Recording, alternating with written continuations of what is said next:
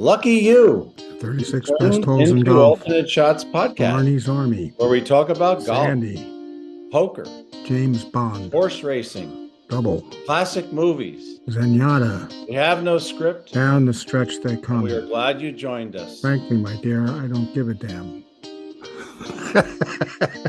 Billy Regan, welcome back. I know we were just at this recently. We're really busy with the Alternate Shots podcast, aren't we? Yeah, and it looks like our special guest is Ben Hogan today, which I think our listeners will love to hear from him. Well, not only that, but you and I will get to talk more because we don't have to listen to the special guest talking. Not that we don't mind that. Yeah. No, they're always fun to listen to, and they put us on different paths, but our random bouncing around from stuff works too. Today, you think old Ben would like the new yet old logo? I don't think he'd even notice it. Kind of like Claude's hole in one. We'll talk about that one later. What did you want to call this episode? Golf swings. And I don't mean, my kind of golf swings where I can win $40 one day and lose 200 the next. I'm talking about redouble, where you're, as the Harmons would say, the guys who with swings that the ball liked. The ball liked the swings, and who more than Ben Hogan fits that description? Guys and gals. We'll talk about some gals. Yep. We'd like to dive into a few as we get on, but you have to talk about the people that made money in this game. I'll start with Bobby Jones, one of our faves. He won the first major championship at Winged Foot, the 1929 Open. It wasn't easy for him, but he had a swing that could repeat. But what about Nicklaus and Palmer and Gary Player? They made lots of money, right? Yeah, and Player's got that distinctive follow through where he's actually walking away from towards the target. He's walking out of the picture. Yeah, he had to hit last in his group all the time, or the other guys would have been hitting into him. We should check with Billy Harmon, because I think back in the 70s, there were a lot of guys taking lessons at Winged Foot. And I think my dad brought this to my attention. I noticed it after he did. He said, look at this guy over there. He's on the range and he's practicing this thing. I said, what do you talk about, Dad? And he's just standing up the ball. He says, wait till he hits the ball. And at impact, he starts walking toward 9 East Green. He's just like Player. And right. I think that's a little Claudism, right? The unintended genius teaching that Player move. Yeah. Oh, man. Well, you got a bunch of great swings. We're going to go over some in depth. We love Sammy Snead's swing. I always liked Couples, and I thought Steve Elkington had a great swing. But I'm an amateur at this. Golf Digest rates them one way, but we're just giving you our point of view on these things. These aren't for the Guinness Book of World Records, the best swings of all time. Yeah, I think I just had that list that you showed me with Hogan, Mickey Wright, Tiger Woods, Adam Scott, Sam Snead, Gene Littler, Tom Weiskopf, Seve Ballesteros, Payne Stewart, and Freddie Couples. That was their top 10, at least at some point. And Mickey Wright too. And it's like golf course rankings. There's all subjective. Tiger Woods, they have here. I'm not sure there's any particular order. 3. Adam Scott, I think everybody that's watching this podcast now could imitate Adam Scott's swing, or try to anyway. It's so elegant, just like he is. Yep. We're gonna really delve into Sam. There's some Sam and Slammy, slamming Sammy. He was best friends with an old Winged Foot member. Anybody that's been to Winged Foot, Hank Malfa and Dave Marcato will remember a guy named Bill Davis. And anybody that worked in the golf business, Alvaro would know Bill Davis. Bill Davis founded Golf Digest. And he had to play as an obligation every year. He'd go down to, where was Snead, down in the West Virginia or wherever he was at the Greenbrier. The Greenbrier, right? Yeah. And he'd show up there for 3 days, and Sammy would say, okay, Bill, what are we going to play for? And poor Bill was like a struggling 16, but his handicap on the system at Winged Foot was a 12, because he was in the business. He couldn't tell anybody. I'm the publisher, founder of Golf Digest, and I'm in a 16 handicap. So he was a 12, And I caddied for him a lot. I don't think ever, no, I did play with him a couple times. He shot somewhere between 85 and 100. So he's sort of literally a 16, 17, 18 handicap. But Snead would get him. And even at 18, he would put the money down. Bill Davis didn't have a chance. We'd come back to No that. chance. Snead's on a list. Littler. You said buddies with Tom Neaporti. Good buddies, right? I think they were friends. Yeah, Joey used to talk about Gene Littler, so I'm assuming he knew him growing up. Yeah, and Littler had a great swing before and after they took out his lymph nodes. Yep.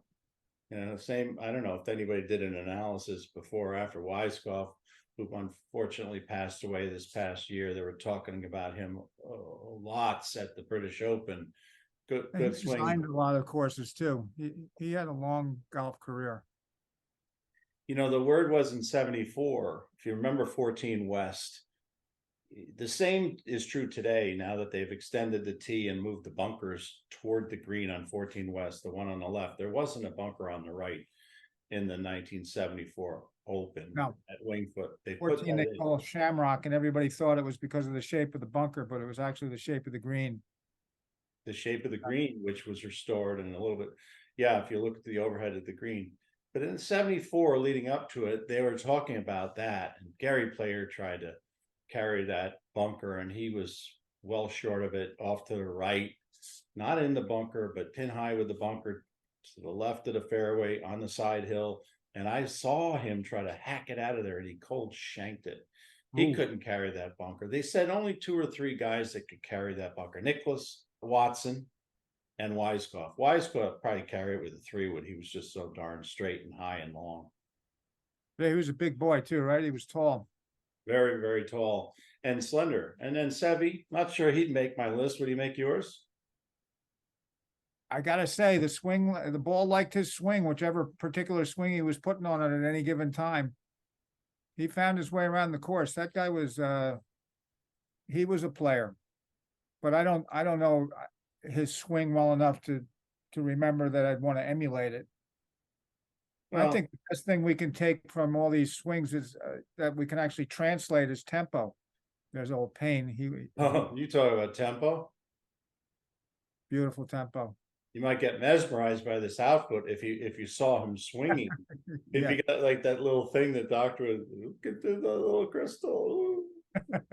Who's number 10? Oh, Freddie. All right, good. So let's go back to number 1 over to Ben Hogan. Can you see that? Ben, there's Ben with the hat on. Yeah, this is some great old footage. Look at this. They're talking about, you could tell which driving range it is now. He's hitting little wedges. Doesn't take it back very far, does he? Not for those shots. He and John Rahm would have a kind of identical backswing. Now, this footage, they say he's changing clubs, but the only reason he's changing clubs is the caddy keeps moving back another 10 yards each club. He's hitting the same swing each time. Look how close his stance is, right? He did that on purpose. He liked to dig that right foot in the back. Here we go. Talk about his stance, right? There it is. See, he's about to address, look at it. He's not finished standing up to this ball. Watch what happens here. By the way, this is the only tips you were ever going to get from Ben Hogan. Right. In one of these sequences, he's got a cigarette in his mouth. And that just didn't seem to bother him. But watch this. Watch the shine of the club. Oh, look at that. You can see the lightning lag to that, right? And it's in slow motion. Look at the high finish. There's the cigarette. Watch his legs. That was his whole thing. The lower body. Who's watching him over here on the left is Venturi. You don't see him in this picture, but he was in the picture before. Someone told me a story once about a guy hitting balls on the range, and Hogan walked by and he said, "Mr. Hogan, how about a tip?" And Hogan said to him, what kind of clubs are you hitting there? He said, "I'm a Titleist." He says, "Well, why don't you ask Mr. Titleist for a tip?" Yeah. The guy in the Hogan-like hat on the left, that's Venturi. Yes. Oh, yeah, there he is. Yeah. But look at it. He's got no gloves. He's got no endorsements, nothing on his body. Old pair of gray slacks you'd wear to church, right? Sue's look at the way he takes his stance now. Left foot open in front, and he moves the right foot back a little bit. It's even more pronounced when he's got a wood. Let me see if I can go to the wood. All right, here, look at this. Look how far back that right foot is. Yep. You would do that, Billy, today if you're on the left side of 16 West and you had to hook it around, right? I might try to. Jimmy Graham could do it. In fact, Jimmy Graham's swing looks a little like this. No tension here, right? Look how straight that club comes back, and then the bottom of the grip facing the line. When he turns the club up, the bottom of the grip is still on that line. Yeah. I just love the way he's coming from the inside too. Watch his elbow on this swing, how he tucks it in there. The right elbow, see that? Yeah. Slamming. Who's next? Is Sammy next? Yeah, this is a cool video from the 60s. Why don't you set this video up a little bit, Billy? This is 1960. Where are we? It looks like we're in Florida. I think it's Boca Raton, Florida. But it just has the feel of the 60s. That's about when I started to learn to play golf, right around 1959, 1960. And I can remember that was the days when the guys would go out with the towels hanging out of the back of their belts and the spikes that weighed 100 pounds a shoe. You know, things have changed so much. Well, so much. That's an overhead of the Boca Raton Hotel, and that was the standard of excellence. That and the breakers back in now everything's much greener at these places. There's Snead hitting. A little overhead dizzy. People who don't like overhead stuff, get the throw up bag ready. There's that handsome devil. Look at him. But you think like no one wears a hat like that anymore. You know, they don't dress like that anymore. They don't drive the same cars, but I'll tell you what, anybody would be happy to swing like that still. That should not change. No glove. Yep. This is 1960. In 1974, Wilson had a ton of pros. Sammy was a Wilson pro back then. I don't know if he ever went to Ben Hogan. You know, like they all had that big trunk pro bag with the yeah, so pretty good swing for Snead, eh? Yeah. He's talking about ball placement.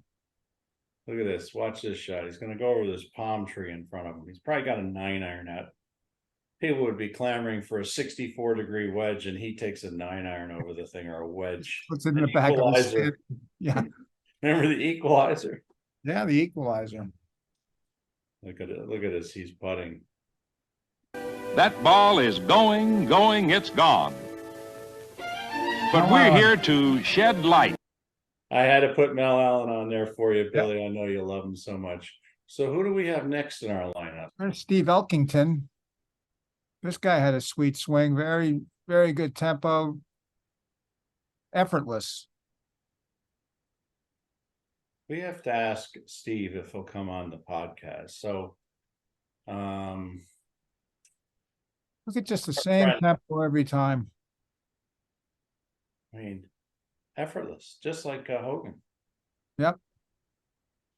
It's incredible. I mean, that was probably with a 3-iron. That's the dichotomy of golf. You know, the harder you swing, the shorter the shot. Same swing from the rough. I wonder if he was ambidextrous, because this is Westchester Country Club. Look at this. Oh yeah, look at Westchester. Look at that. No, it's not. That's out on the West Coast. That's Riviera. Yeah. But he probably played at Westchester when they used to have the Manny Hanny there. I'm sure Elkington played there. Yeah. Our friend, maybe he'll connect this with Steve Elking. He's best friends with him. We'll see if we can get him on the program, because yeah, he was a good player. He was on the President's Cup team for the wrong side, down at, Robert Trent Jones. I forget what year, one of the original years. Yeah, you got a little swing in the black and white. Look at that. Yeah, now we're Nothing dating changed. ourselves. Nothing changed.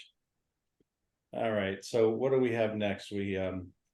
Susie wasn't that long, but Judy said Judy Rankin said in our podcast episode, I think it was 63, she was fairly long, 235, 240. What was Judy coming in at, about 115, 120? Yeah. She was a very slender, athletic person, but she said Mickey could hit it. She'd probably hit it about 250. But Yeah, look well, at think that. about Roy McIlroy. Roy McIlroy's not a big guy. I mean, he's strong, but he mystifies the tour guys. They're like, this guy's so little and he hits it. Who hits it further than him?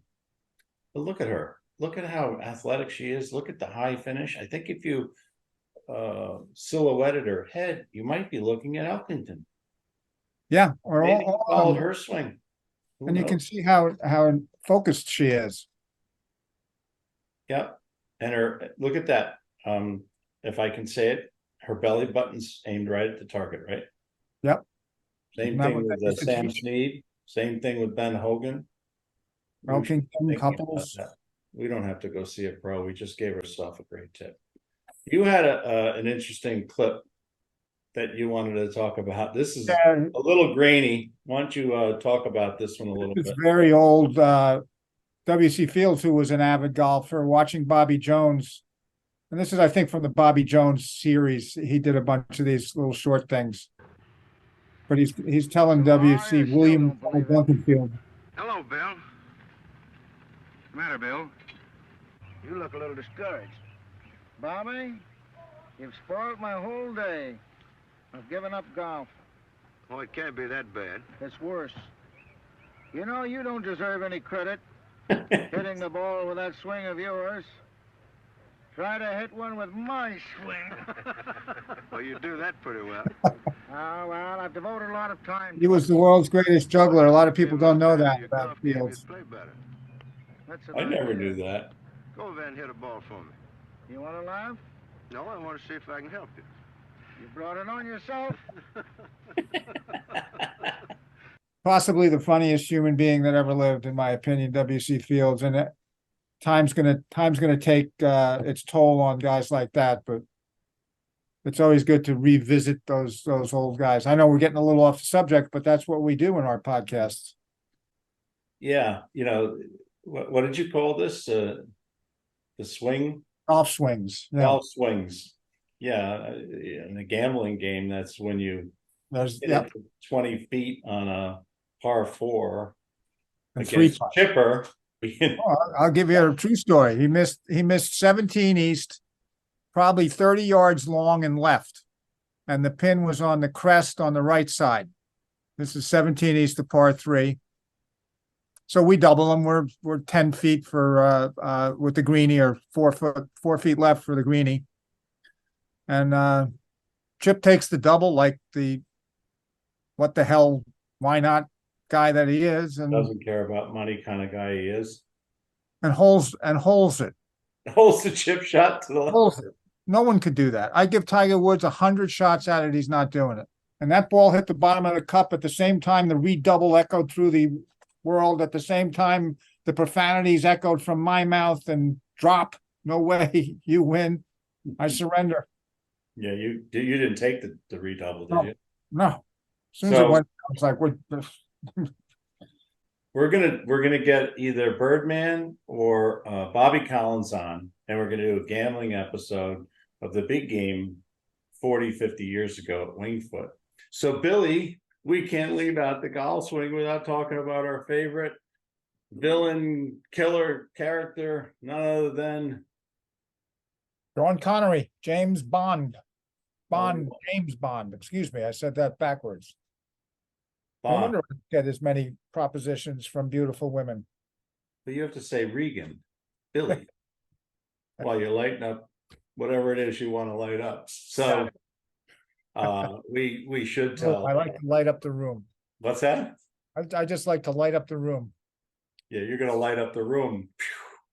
Better turn off that propane tank. You might really light up the room. Yeah. So I mean, it's hard to tell from this picture, but we think this is a scene from Stoke Park, right? Yep, that's where he is in Stoke Park. He's about to take down the very dangerous Goldfinger, who cheats, and Bond cheats better by hiding Goldfinger's ball and then calls him on the strict rules of golf. All over this cat and mouse game, which, you know, as Goldfinger says to Bond a little later, you messed with me once, I would have thought you learned something from that. You know, Yeah, having painted who was it, Shirley Eaton? right. But that, again, we go back to that movie. Almost in the beginning, they start out at the Fountain Blue Hotel with a guy going off a high dive Yep. into the pool, and they're looking through the windows where the spectators could watch people going and swimming around the pool Or ice skating. into an ice skating rink, right? Yeah. Everybody does that, and that's Back from that same nostalgic age as when we were watching Sam Snead at Boca Raton, the same era. this is only a couple years later. This is Sam Snead. That was 60s. This is 62 or something like that. Yeah, Stoke Park, and yeah. the wager is made. The brick, the The gold gold, brick, yep, almost hit Goldfinger's patent leather toe. yep. All right, I hope they repaired that ball mark. Yeah, you need a big divot. You need a hoe to fix that divot. Yeah. Go to the hardware store, get me a hoe. I need that as my divot repair for the Bank of England's bar of gold. So let's take a look at I what we believe got here with James very good Bond. golfer. Yeah, I think he was actually a good golfer, Sean Connery, so. I think there may be an interruption for his swing, but let's take a look at what it looks like in real time. Got a good stance, right? Got the Sam's pipe hat on, right? I think this is gonna be a putt, right? Oh, no, this is, yeah, Whoop, strict rules of golf, right? he's pretty good. Stopping like that, look at Odd Job in the background there. That was a great follow through. Yeah, so we just wanted to see that swing of, and he really Odd Job took up didn't the like game of it. golf from this movie, as you remember, right? Yeah. But this fellow here didn't like that. He liked the whole ball switcheroo so much that he took the ball in his hand like a marshmallow and went threw it out the Rolls Royce, the big Rolls Royce window. All right, let's go see who else we got here. Uzi. Yeah, and actually he's got the moving target out there that we all hope for on a good day at the range. He led him too. He hit it to the left. He knew the guy was taking a left. I mean, you think this is a repeating reel, right? But the cart's gone, so it's Yeah. the cart's way out there at this point. We learned from Eric Flores, our aspiring PGA Tour friend, that if you just two putted most of the greens and occasionally got one of them to go in, you'd be tops, right? Yeah, but not without a swing like this to start you off, because I can two putt most of the greens. The trouble is reaching them in regulation. Right. If you go back to the Hoyle Lake Open this last weekend, Scheffler putting woes. Rory maybe not on Sunday because he had a pretty good round, but he still left a lot out there. I mean, on Sunday, Cam Young was making everything until Sunday. It just wasn't his day. I don't think he had any chokage or anything like that. I think it just wasn't his day. I think if Louis Oosthuizen's a good. Brian Harmon gave them a putting lesson. He was ridiculous. Oh, he did. At one point was 46 for 46 and 10 feet in. Until somebody gave him the announcer's curse. I don't want to pin that one on Brad Faxon, but somebody they kept doing it and he kept making him, so it didn't matter. There's no curse. Right. But look at that outside. Look at that position. He knows where his club is, right? He knows where that face is. Speaking of Brian Harmon, we saw this one here. This is an interesting one. So you got Ben Hogan on the left, right? Yeah, Ben Hogan was very talented. He ambidextrous. Yeah, Ben Hogan and Brian Harmon, your buddy. Real all business guy, isn't he? Real quiet, all business. He's all business. I knew he was not gonna fork over that lead. He's just, he's made of sterner stuff. Yeah, they were talking about his mind races and stuff like that. I'm sure that's 50% of the guys on the top 100 on the PGA Tour. Their minds Just have racing. to figure out how to deal with it. And Right. I guess Brian deals with it he waggles a lot, you know. But he doesn't hit till he's ready. Bob Tway's brother is his caddy. Yeah. Was Brian's caddy. So obviously a professional among professionals, probably in the Caddy Hall of Fame, which people don't give caddies enough credit. Yeah, I mean, the caddy's got to keep the guy's head in the game. He's got to know when to butt in and when not to butt in. He's got to keep the equipment. And yesterday, for instance, dry all the time. So it's not an easy job being a caddy, and some of them are so good and so necessary. And I think that there's no question that the caddy was a big part of keeping Brian's head in the game. But Brian, by his nature is, you know, he's a pit bull. When he gets his teeth on it, he's not letting go. I think he was a beneficiary of the rain and the inclement weather. If it was 60 degrees, 65 degrees, and a little kind of sunnyish, those fans would have been much more boisterous for, let's say, Yep. first, Tommy Fleetwood. Then when he faded, when Alex Fitzpatrick bolted up the leaderboard, they Yep. picked on him. And the way it worked out They were yesterday. heckling Brian. They were heckling him out there, but you know But then what? he started to pick up fans, and the appreciative Open Championship fans Yep, knew he was battling number 2, Rory McIlroy, and number 3, John Rahm, and the rest of these guys right. that all wanted to There, pick him there up. was no malice in their heckling. It was just part of their job. And he survived it and won them over. Except Straka, you know, they would have been it's like a tennis match when the favorite, let's say Djokovic, is down 2 sets to love at Wimbledon. They were rooting for the local person until then. Then they start rooting for Djokovic because they want to see him win. Right. Also want to see 3 more sets and 3 more hours of tennis. The Yeah. only people who stick with their original rooting interests are those with money on them. Think about Swing golf. that There's is- so many guys that you'd like to see win. It's and how gracious they are to each other afterwards. I mean, Fleetwood congratulated him. You know, there's a community there of golf, and everybody that's in it understands the swings of golf. They can go all over the place. And when someone survives it, they all appreciate that. And that was a survival. It wasn't the greatest Open. I think the venue, maybe we've talked about this a little bit, isn't the greatest venue. You know, it's kind of hard to wait till the 17th hole till you come to, although Yeah, the it's 17th complicated. hole, the little eye hole, 125, 30-yard hole. I'm being critical of that, but you know, the 17th hole is the big hole at the Players Championship. But there's Yeah. some other memorable holes before that. All the par threes at that tournament are good. Well, you can see the whole hole, and a lot of those, you know, you had to take the coverage's word for it, and the teletrack or whatever they used to, the track tracer of the shots, because you can't see the whole, you can't get the picture of the whole hole from the tee. On the little par threes you can, but on some of them, they're like, he wants to keep it down the right, and you're like, all I see is, you know, gorse. So I think the quality was questionable in my mind. I had to stand up and go next to the TV to see where the ball was on the TV. yeah, I lost it a few times too. I think the camera guys were having a hard time, especially in the weather, with some of it. And to follow a golf ball or a baseball, because you're looking in a viewfinder to frame your shot, but you're never going to see the ball in there. So you have to take your head out of the viewfinder, find the ball, and then get the camera on it and then follow it. So you're starting out of here and then going back in. It's true with baseball too. It's just not as easy as they make it look. 50 years ago, was the trajectory of a home run about the same trajectory line as a home run today? I think so. The reason I asked about the trajectory of the ball of a home run, that is clearly not the case. 50 years ago, or 50 years ago, when Calvin Peake played golf, or when Jack Nicklaus played golf, the ball went a lot lower, maybe a third to Absolutely. If 50% lower because of the height they ball. hit it now would have been a pop-up then. Even Brian Harmon's getting trajectory. And they're carrying 280.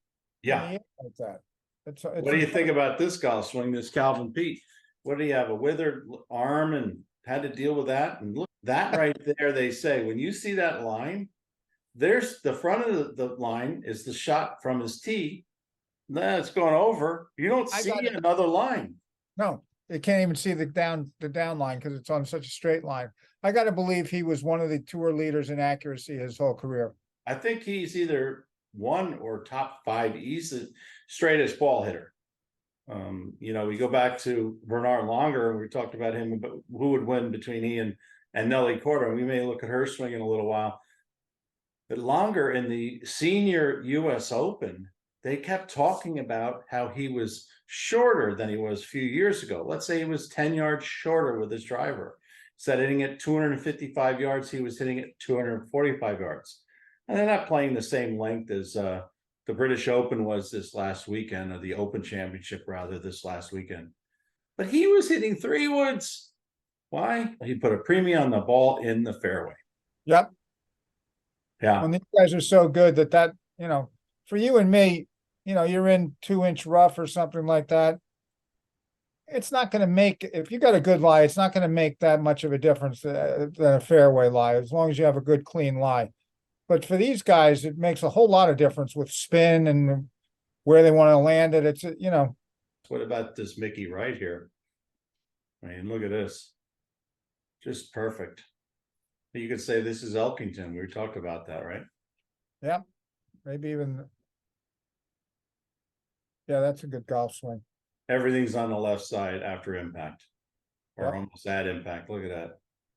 That was a straight shot too. You could saw it come on the green and just roll straight. Yep. And And here she- she is the off. size- Look at the this size. driver It's swing. a hybrid. She's hitting a hybrid. No, that's her driver. It's like a, it is, it's like a 7-wood. She really got into that one. Now I can understand why, was it Judy Rankin said she had such a beautiful swing? Yeah. Oh, here's another hybrid. It's probably a 3-wood. That was her going for a par 5 and 2, and she hit it over. Oh, little That was down. a bullet. Look at that. Oh, she's in a bunker. Let's see what she's got off this angle. This is a better angle. Let's see what her swing looks like here. Oh. You ever think about putting it right there in the hay? Could happen. Could I did happen. So, you ever seen anybody hit the tee shot and hit the markers? I have. This is a true story. I was playing at Admiral's Cove in Florida with my friend Rick Miner, who was a very big guy, and Ralph Kiner. And Ralph and I were standing shoulder to shoulder behind the tee where Rick was hitting. And Rick was learning to play golf, and he was a big guy, and he slammed this thing. It never went higher than this off the ground, and hit the tee marker, the next tee marker up, and flew back between my head and Ralph's, right past my ear, head high, at 80 miles an hour. I was like, holy mackerel. And Rick was like, oh my God, I could have taken an eye out. And Ralph said, yeah, that one didn't miss us by much. And then got up, teed off like nothing happened. And I was like, I'm still shaky. And then I realized, you know, that was like a high inside fastball to Ralph. He's been seeing him his whole life. He didn't even flinch. He didn't even flinch. He wanted to ask the umpire if that was in the box. Yeah. This ball came back so hard, it hit the street and went all the way. We never even went to get it. It went like a half a mile down the road. It was a bing. On ball marker and almost took your ear off. Yep. And if I can find Rick Miner and get him to watch this, he'll attest to that. I love everything about this golf swing. Yep. You know, She's so good. you can just see all the muscles working together. You know, this is the part of the game I have trouble with. Look at that. See, these girls have learned how to play golf, not how to play women's golf. They know how to play golf. Well, I think she's hitting it 270, 280, right? That's what I mean. Learned from Judy. I mean, you go back to the Nancy Lopez days and stuff like that. As good as those ladies were, there were amateur men that could outdrive them. That's not so. I mean, I'm not talking about top amateurs. I'm talking about 8 handicaps. Is this Westchester Country Club? This might be Westchester. Would that be 17? Kind of looks like it, right? Could be the 17th tee. Look at that action. Wow. I don't know where that is. 26 greens in regulation, 73% almost. Yeah, she could just hit that ball. Look at that. And her entire family is just athletes top to bottom. Yeah, they know how to be professionals. The father was a professional tennis player. Top So brother 15. too, right? Yeah, the brothers, yeah. The parents have got 3 top elite athletes, the 2 girls and the brother. Yeah. Who knows? He might be a good golfer. He just might have said there's too many of us in the golf game. I gotta try something Like else. my cousin Owen, who didn't pick up the game until it was like his 4th or 5th sport. Well, let's finish up with Tommy Weiskopf. Golf architect too, right? You have to always in nostalgic ways look at the clothing these guys were wearing and look at this like grape pants and Argyle grape sweater. And that was like the uniform of the day back then, green pants or orange pants. As the game changed, like I say, the game changed, the clubs changed, the ball, the equipment all changed, but the swing hasn't changed. It's been basically perfected on some level or another. Maybe it's been tweaked here and there, but it's basically the same swing. Look at the people behind him, though. There's enough polyester back there to choke a horse. I mean, look at that woman right behind him. That blouse she's wearing, and the guy to the left with the green. Yeah, green thing. Don't light that match. Don't light up the day. The plaid pants. That look like a blanket. You know, Chipper's father was Chip Archer's father, George. You know George, right? I never met George. I know Chip very well. Well, George's locker was right next to mine and Wingfoot, and we grew up with him and knew the family since I could probably walk. And he loved playing golf with my father. My father loved playing golf with George, much like the way I like playing with you. George always had a story. And he'd say about the guy behind him, George was in the garment business. He would say to the guy back there who's got a shirt that doesn't match his green pants, he's got the sweater that doesn't match. He said to my father, he said, "See that guy over there? Another happy customer." George sold polyester. He has. Well, the apple didn't fall far from the tree. It's not polyester now, it's insurance, but he's a salesman. How this thing looks. This is a 3-wood, doesn't it? Or it's hard to tell. That looked like a 3-wood, but yeah. He's a little older here. I should have gotten a better clip, but this is enough of a clip right here. I mean, let's look at that one again. Let's stop at the top if I can. I might not be able to do it. I mean, how about that? Yeah, you think he's athletic? That's a very fast backswing. Exactly. It's so fast. He's still in his backswing, but he's got 2/3 of his turn. He's about to launch his belly button toward the target. Yeah, he's gonna have his to left hip's out of the way. Yep. And both of his legs are like, they're kind of like he's on his skis, and he's got his legs kind of in position. Yep. Hips are going the other way. And everybody's just focusing on this. This is incredible. And look at that turn. Look at the muscles on his, whatever you call that, his back, left side of his back that's turned fully. Yeah. I think I'd be in traction after that. I think so. Remember John Daly's swing? He came so far over that he almost hit his left ankle with the back of the driver on the backswing. They're never going to be able to fully explain John Daly's move, because they're never going to get into the real reason he's so good, and it's his hands. Great hands. Great hands. And there's a story, maybe he told the story when he didn't fly, he'd go around in his van. Yeah. And he was not playing, and he was at the van, maybe when he was drinking, whether it was Diet Cokes or beer or whatever he drank, he had one of those, like at the Wingfoot the driving range, have those little small golf bags where the balls are in. Yeah, They're also sold as garbage cans or whatever for Right, your yeah. study. And he would hit balls one-handed, left-handed, 500 a night, right into there. And many of them he would make, you know, Oh, yeah, 50 holding them out. foot shots. And Daly's hands were incredible, and that And his transcended. attitude was great too. What's that? He had a great attitude. It was Nick Price's wife had a baby, right? I think. I'll take your word for it. Oh, yeah, I think the story was Nick's wife. So she had the baby. He had to pull out just before the day before the tournament. They got Daly, and Daly drove all night and didn't have a caddy, so he used Squeaky, a little Squeaky, the guy that was caddying for Nick Price on a regular basis, caddying for Daly, and brought him in. And he was going down the 18, 17, 18 hole with a little red Solo Cup. Ben Hogan. Ben Hogan, no question. Ben Hogan sums it all up. If you could swing like him, the days, it's all done. Go backwards. Couples tempo. Yeah, he was interviewed in his playing days. He said he hadn't missed a shot. Yeah.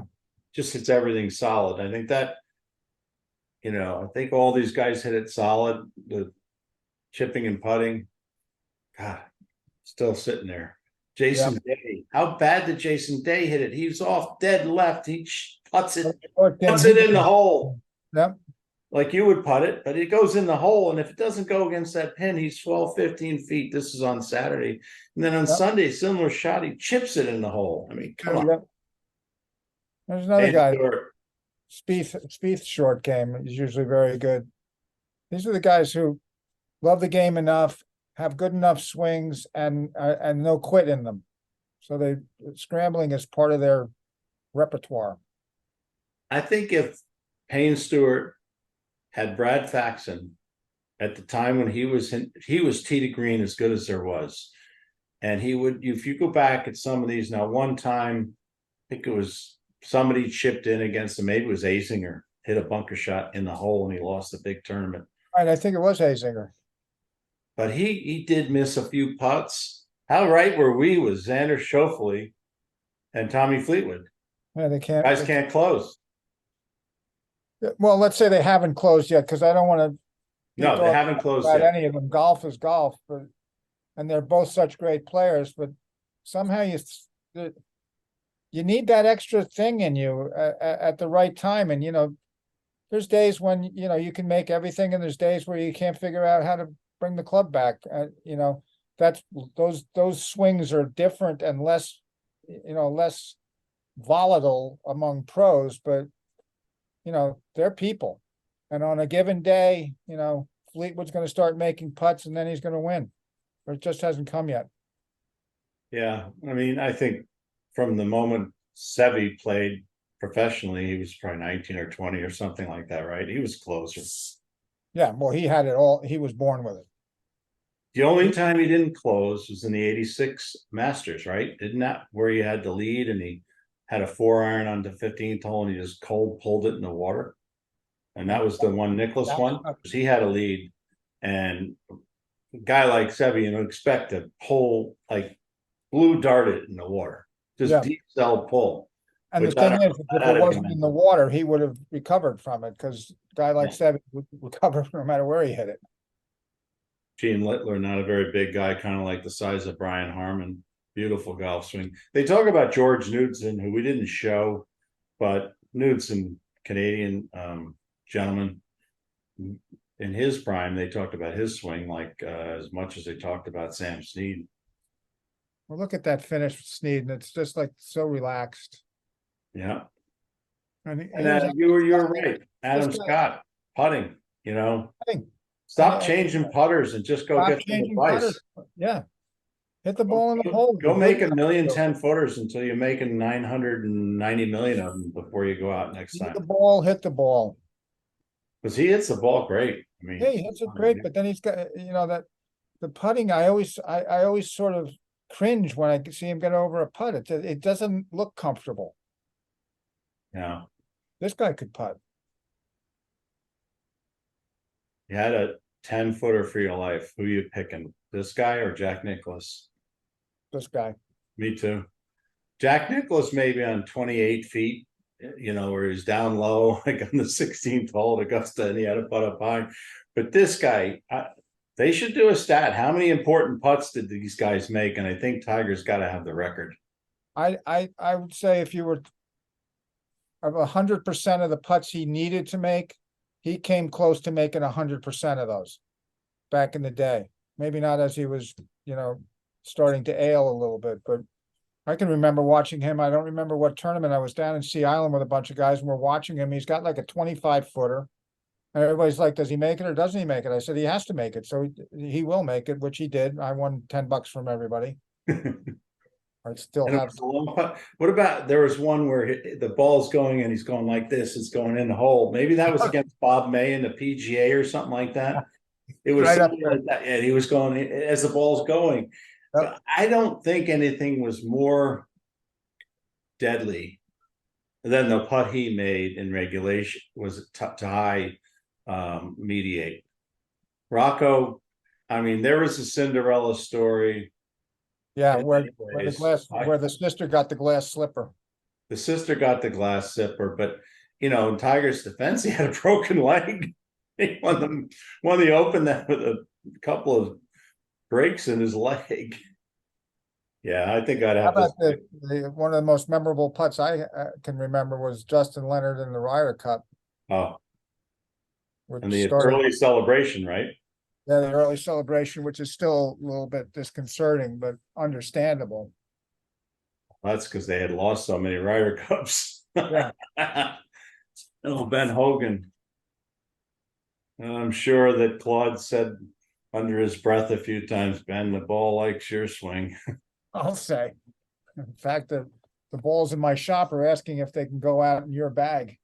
The caddies, shagging back in those days was a common occurrence, just like caddying today. Yeah. In the old days at Wingfoot, you could caddy for a guy for 9 holes, one bag, and make $5. Remember, Hank Malfa said a loop was $5. Right. If somebody took you out 9 or 10 holes on the East Course, they'd almost pay you what the whole round was. They weren't going to give you $250. Right. $5. Or you go out down 9 East, the Hedge, the gang behind the Hedge, as Malfa says, and all those guys, they would employ caddies and they would go down there in the fairway. And they could basically do that any time of day because when guys were coming up on 9 East, the caddy would move out of the way. And caddy would make the same money. He'd make $5. So shagging for Hogan, where you're going like this. Okay, that one. Oh, got one over here, got one over here. Did you see me move my legs? I met a guy once who caddied for Babe Ruth at Leewood when he was a kid, and after the round, Ruth gave him an autographed ball, and the guy said to him, "That ain't worth blank, Mr. Ruth." So Ruth gave him 50 cents. He said, "Thank you very much, Mr. Ruth." And he didn't take the ball? He probably kept the ball too, but he didn't realize what that ball would be worth today. So here's the question that I want to ask you. I know you got a lovely golf swing. You hate to get rid of it. I know you have a lovely golf swing. I've heard it from all your Nemesis. Several lovely golf swings. Nemesis, all your Nemesis, Chip and Plowy and our friend Chris, Paul, Tommy Bahama, all those guys love your golf swing. Now you got to turn it in. Okay, you got one choice. Whose swing you taking? And we'll end it up with that. Couples. Freddie Couples. Yeah, because I figure with that comes, body and the flexibility. Yeah, and I'd be calm. I might take longer because here's longer, 65, 66 years old. He's playing golf. If you like golf, you still want to be good at 65 or 66. Yeah, he's got it. Two dopes doping out the Travers is coming up soon. Horse racing and also gambling. Yep. Couple of weeks to the Travers, the Summer Derby. It's been great, Billy. Talk to you, man. Thanks for joining us today.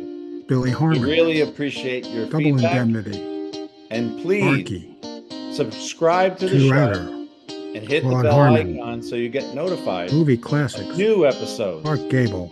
hit them Good hard, job. and hit them off. That's 36 holes.